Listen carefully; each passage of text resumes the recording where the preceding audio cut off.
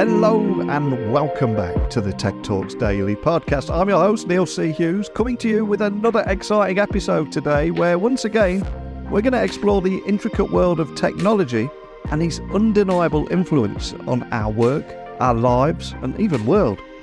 And today I've got a true innovator in the realm of wellness and technology joining me. He is the Vice President of Product Development and Manufacturing at a company called Therabody. And I'm sure you know they're known for their pioneering work in percussive therapy. And you might be familiar with their flagship product, the Theragun. But today, I want to take a deep dive into the technology, but also the research, the development, and the science that makes all their products stand out. And something that I'm particularly excited about is today's guest is instrumental in ensuring that the technology in front and centre at every step of Therabody's ideation, lab testing and prototyping processes is designed for human use. And we'll also take a look under the hood at some of the technology that makes it all possible, from rare earth magnets and high pole density and the construction of the Theragun motor to patented heart rate sensors and cryo-thermal technology. And as I said, every element in their product is meticulously designed for optimal wellness. So we got a lot to talk about today, so buckle up and hold on tight because I'm going to beam your ears all the way to China, where today's guest is waiting to talk about all this and much more. So a massive warm welcome to the show. Can you tell everyone listening a little about who you are and what you do? My name is Jaime Sanchez. I'm originally from Madrid, Spain. I have a background in engineering and I've also done a couple masters in industrial technology and management. And I've been lucky to be involved with Therabody for the past 6.5 years, where I currently serve as the VP of Product Development and Manufacturing. Fantastic. Well, a huge welcome to the show. And for anyone listening, hearing about you and the kind of work that you do for the first time, could you just offer a brief overview of the kind of research and development process that you have at Therabody and how it's aligned with the core mission of the company too? So we're in the business of changing how people take care of their bodies, whether that means performing, feeling good, recovering from pain or injury. And so for us, everything starts with the human body, obviously, and it drives everything we do from there. We are very big on identifying the problem. So whether that's sleep, muscle pain, joint pain, you name it. And then we put that problem in side by side with technology, right? We develop the best technologies to be able to solve for those problems. And it's just a constant and iterative process of prototyping and testing, which obviously involves many different departments within our company, but the most important ones, obviously, the engineering team and the scientists. Wow, it's absolutely incredible. And if I take everybody listening to this podcast, I would imagine that everyone has a unique set of ailments and problems and things that may need investigating. So I'm curious, how do you and your team identify the best consumer needs? And also, how do you incorporate those findings into your design process? Are there any examples you can share just to bring that to life? I would say that nothing like suffering from a specific pain to be your own customer. So we suffer from a lot of those, especially those of us who sit on desks for a long time can relate to lower back pain or carpal tunnel. But we tend to rely a lot on our customers. We're very lucky to have a very passionate customer base. The thing when you create products that make people feel better is that they tend to create very personal relationships with them. And that is tremendous feedback that we get from them, whether it's coming from social media or reviews. And so we use that constantly. And so we build strong relationships with our customer service team. And I'll share a fun one. And I'll say fun because when it first happened, I couldn't even believe that such a great product was going to get out of there. But a few years ago, we started getting questions around whether the Theragun, which is our percussive therapy device, was supposed to be used on the head, on the face. And so for those of you who don't know what a Theragun is, this is a deep tissue massage therapy device, which basically pushes your muscle, compresses and decompresses to provide with relaxation, pain relief, etc. And so obviously you wouldn't want to put that on your head or your face. So our answer was immediately no.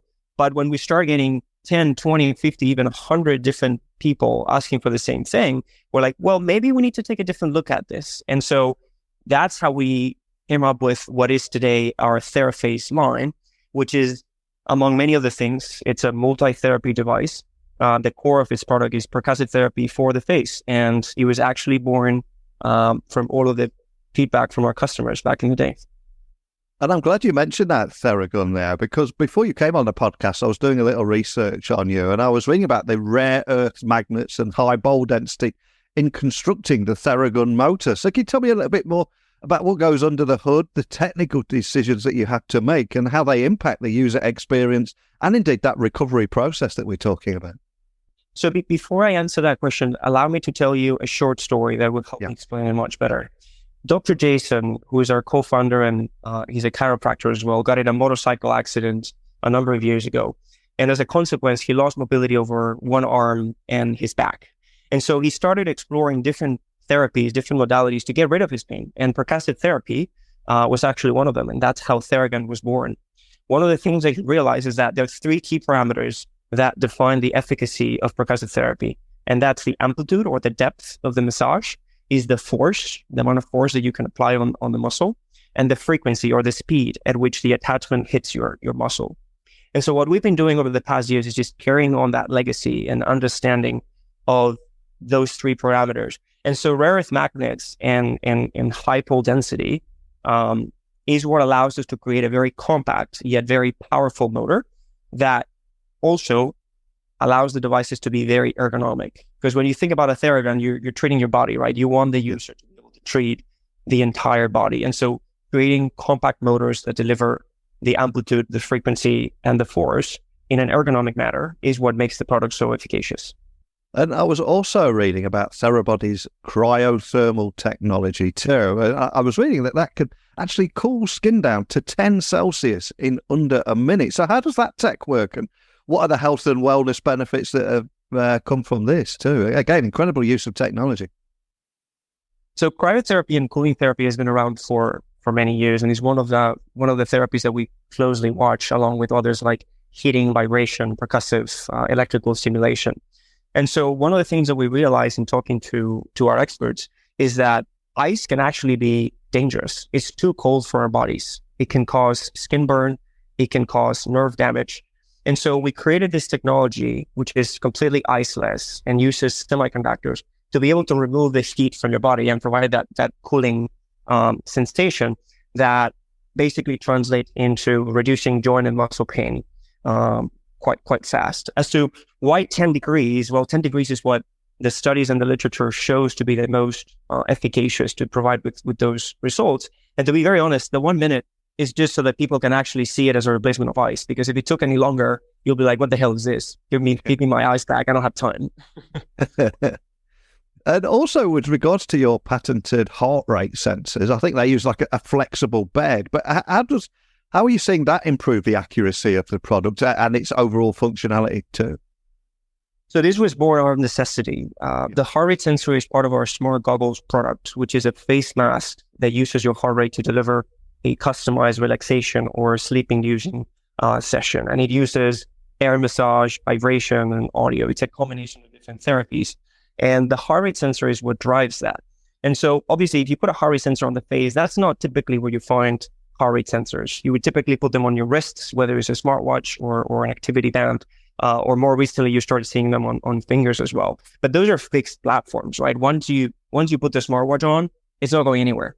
But when you mount a heart rate sensor on a flexible bed, because you have the air compression happening underneath, you have to think out of the box and you have to come up with something else. And so that's why we came up with the cheek being the most muscly and tissue-rich part of your face, to be able to couple that sensor to your skin and get the most accurate readings. I mean, fun fact for those of you who don't know, these sensors work using light. And so if you're able to see light from the outside, it means that it's getting disturbed. The reading is not going to be accurate. So just quick tip, next time that you see light coming out of your smartwatch, make sure that you strap it up, because it's most likely giving you the wrong readings. And I do get to hear about so many different health tech solutions hosting this Daily Tech podcast. But one of the things that made you stand out from everything else, and one of the reasons I invited you on the podcast today, is you emphasize that every single element that goes into a product is designed specifically for human use. So I'm curious, how does this philosophy shape the ideation and the prototyping stages of your product development process? Because it feels incredibly forward-thinking. So many people get carried away with the technology, they get distracted by it and forget that crucial element, which is the human factor and the people that use it. So I'd love to find out more about how you approach this. So when we solve for human problems, we need to be able to speak the human language, and that's biometrics, right? Whether it's heart rate, heart variability, core body temperature, you name it. And so that's the reason why we have a lab in the middle of our R&D room. Like, we have scientists and engineers talking to each other all the time. Is the only way to have the technical people come down to earth and speak the human body's language. It's very, very critical. And so as they come together and they put ideas together, we then take it to our suite of experts. We are very lucky to be surrounded by some of the best medical experts in the world, really, whether they're doctors or clinics or teams. And so once we have something that between engineers and scientists sticks, then we bring it to our experts. And that's like the second round of checks for us. And then once we have those two boxes checked, then we go into our focus groups. We use our own employees, fellow coworkers. We use them a lot, and I have to thank them for all the time that they spend over at the lab. And so that becomes our third filter. So everything we do is human. So once you've designed a product specifically designed for that human use, how do you then take it from there to ensure that the right technology remains at the forefront of every step, from that ideation and lab testing to prototyping and beyond? So everything for us starts with great research, understanding what has been done, what hasn't been done, and really defining the goal. Once we know exactly what we're after and we can say that nobody's doing it or they're not doing it the right way, then we don't look left and right anymore. That's when we put engineers and scientists to work. And we know that if we're not paying attention to anything else, we're going to come up with something unique. And that's quite different approach within our industry. So this allows us to get to places 5% of the time. The other 95% is just not a waste of time, but we don't get anywhere because the rough iterative process is just not meant for every single idea that we put together. And so roughly 5%, if not less, of ideas actually make it. And looking forward, I've seen from a little research I was doing, there's a lot of wellness tools out there, but I'm curious, how do you envision the role of technology in Therabody's future product developments? And how does this align with the changing needs of consumers in the wellness sector? Because it's a huge emerging space right now, isn't it? It is. And like I said earlier, we're in a journey to help people change how they take care of their bodies. And being human-centric is really, that's the meaning of the sentence for us.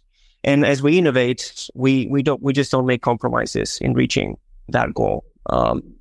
Now, whenever we make an innovative product, it tends to be as expensive as it gets. When you don't make compromises when it comes to engineering and manufacturing, because you have a set goal to reach, you're going to be at a relatively high price. But the good thing is that technology and engineering can also help you bring the cost down. And so I definitely see technology and engineering serving new purposes, solving for new problems for human bodies, and at the same time allow us to bring some of those innovations down in price so that we can share them with more people. Well, I've absolutely loved chatting with you today. So many exciting products coming out of Therabody at the moment. I urge people to check those out. And it's great hearing about the story behind it, not just the company, but the design process as well, and focusing on that human factor. But before I let you go, I always like to have a little bit of fun with my guests. And we have a bookshelf, a virtual bookshelf, where I ask I ask my guests to leave a book that might mean something to them. So if for everybody listening, is that a book that you'd recommend? Maybe it means something to you. Maybe it's inspired you that we can add to that bookshelf for everybody listening to check out. What would you like to leave and why? I have to say that I'm an avid runner. It's one of those things that takes my mind to the right places sometimes when I'm too bucked with life in general. I'm sure a lot of people can relate to this. And so a book by Haruki Murakami called What I Talk About When I Talk About Running is one that I relate to a lot. He actually talks about how he uses running as a way to filter and clear his mind when he has to make the toughest decisions. And so I've been using this for the past few years and try to make decisions while I run, because basically all my blood is on my legs and there's very little blood getting to my brain. And so whatever I'm thinking about, it must be very important. And that just clears up my mind. So I'll leave you with that one. Oh, awesome choice. I've listened to that on a run myself, and it's a great book. I've listened to it on Audible. So yeah, great choice. So I'll add that to our Amazon wish list. And for anyone listening, wanting to find out more about Therabody, maybe the new products that are coming out, the technology you're working on, or even contact your team if anyone's got any questions they'd like to ask you. What's the best starting point for everything? You can find us on our website, where we actually just released our latest product. So if you want to find out about it, please go check us out. Social media, we're on all the main platforms. And then if you want to reach out to me, particularly LinkedIn is the place to find me. So feel free. Awesome. Well, I'll add links to all of those places so people can find you nice and easily. And love chatting with you. We covered a lot in a short amount of time, from technology and R&D and what goes on behind Therabody and the products designed for human use. I think it's a huge step forward, and also creating behavior through design and ultimately matching technology to unique human needs. Love what you're doing. I'd love to see where this takes you. But more than anything, just thank you for sharing your story with me today. Thank you for the time, and thank you for giving us a voice. We're proud to share it. So a huge thank you for today's guest for coming on here and giving us a little peek behind the curtain at the technology, the R&D, and the proven science behind some of their groundbreaking products. And I think their passion and dedication that they put into their wellness solutions really shine through in our conversation today. And it was that human touch, and it was the human touch behind everything that particularly stood out for me. But as always, remember, if you've got anything you want to share, email me, techblogwriter@outlook.com, Twitter, LinkedIn, Instagram, @NeilCHughes, nice and easy. If you enjoyed today's episode, if you enjoy listening to the podcast, subscribe, rate, and review the podcast. Your support really does help continue to bring enlightening conversations like the one we had today. So your support is greatly appreciated. So I cordially invite you to maybe join me again tomorrow, where once again we'll further explore how technology is transforming another industry. But more than anything, just a big, genuine thank you for listening to this podcast. And until next time, don't be a stranger.